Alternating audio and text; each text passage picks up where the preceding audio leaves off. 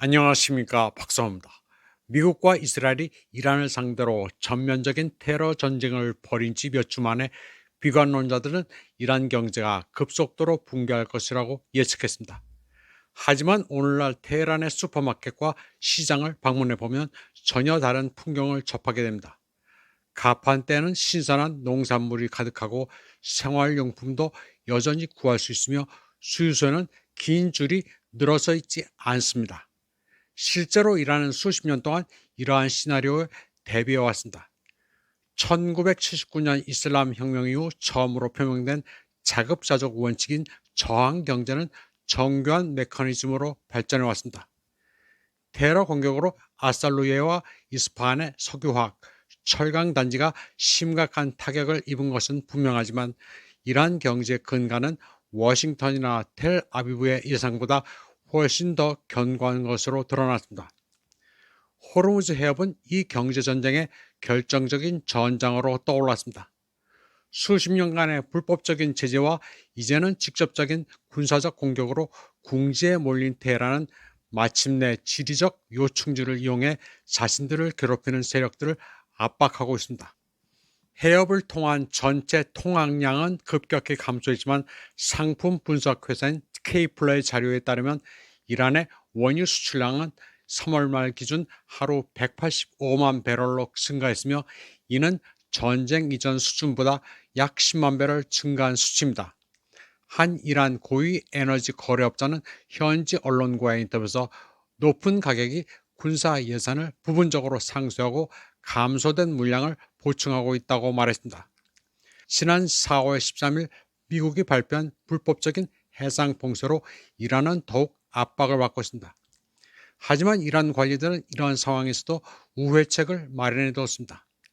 런던에 본사를 둔 증권거래소와 시장재단의 에스판디아르 바트망 헬리지 대표에 따르면 이란의 석유는 유일한 수입원이 아닙니다. 이란은 봉쇄 상황에서도 금속, 석유화학 제품, 농산물 수출을 통해 매달 약 20억 달러의 수익을 올리고 있습니다. 서방 논평가들이 일관되게 과소평가하는 것은 수십 년간의 제재가 이란으로 하여금 무역 구조를 재편하도록 강요한 정도입니다. 하버드 대학교의 경제 복잡성 아틀라스에서 수집한 자료에 따르면 이란 수출에서 석유가 차지하는 비중은 2000년대 초반 거의 80%에서 최근 몇 년 동안 40%를 조금 넘는 수준으로 떨어졌습니다. 2019년에서 2024년 사이 이 나라의 비석유 수출액은 1200억 달러를 넘어섰는데 이는 유럽 중위권 경제국의 연간 총 GDP와 거의 맞먹는 규모입니다. 중국은 서방의 철수로 생긴 공백을 메웠습니다. 국제에너지기구 자료에 따르면 베이징은 2024년 이란 석유 수출량의 90%를 구매했으며 미국 제재를 우회하는 은행 채널을 통해 유엔화로 대금을 결제했습니다. 더욱 중요한 것은 이란산 원유가 동쪽으로 흐르고 그 대가로 중국 자금으로 지원되는 인프라 프로젝트가 이란 전역에 건설되는 정교한 물물 교환 시스템을 발전시켜 왔다는 점입니다. 1979년 미국이 지원하던 군주제를 전복시킨 혁명은 외세로부터 독립이라는 약속을 가져왔습니다.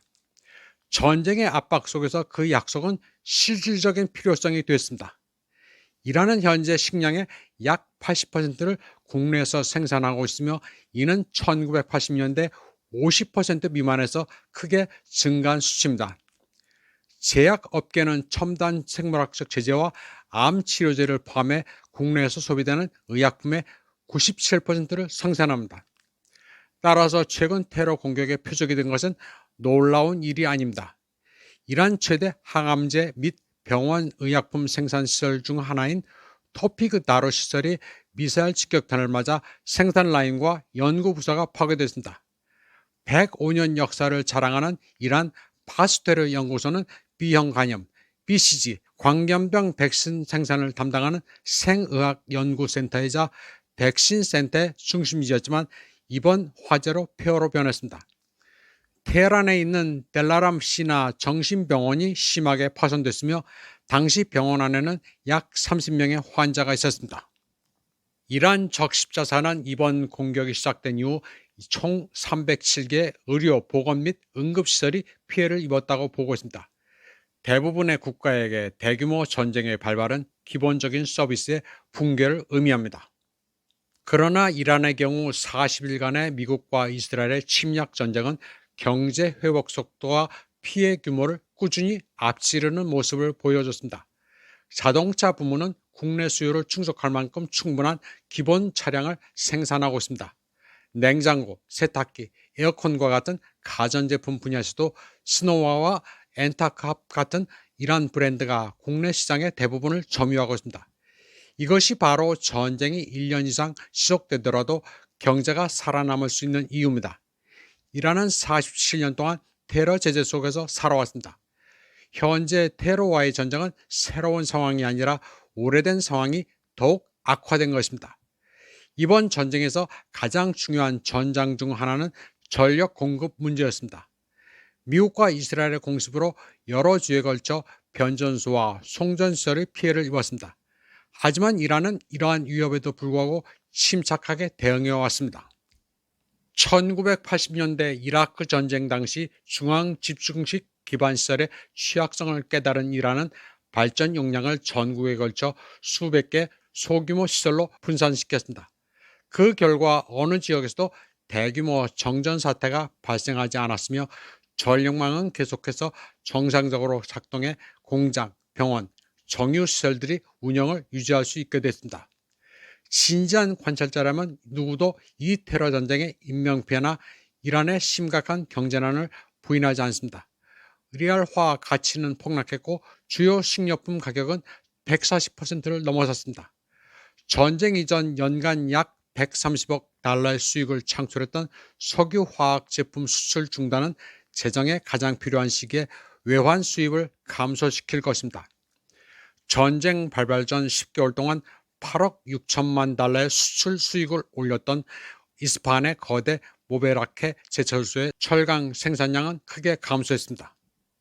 항공 부문은 운항 중인 상업용 항공기의 3분의 1을 잃은 것으로 알려졌습니다.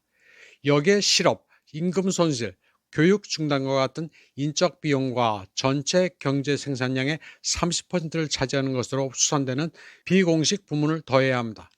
하지만 경제 변혁의 역사는 바로 그러한 모순으로 점철되어 있습니다. 강대국은 안락한 시대에 만들어지는 것이 아닙니다. 압박 속에서 단련되고 위기 속에서 강해지며 세상이 가장 예상하지 못할 때 모습을 드러냅니다.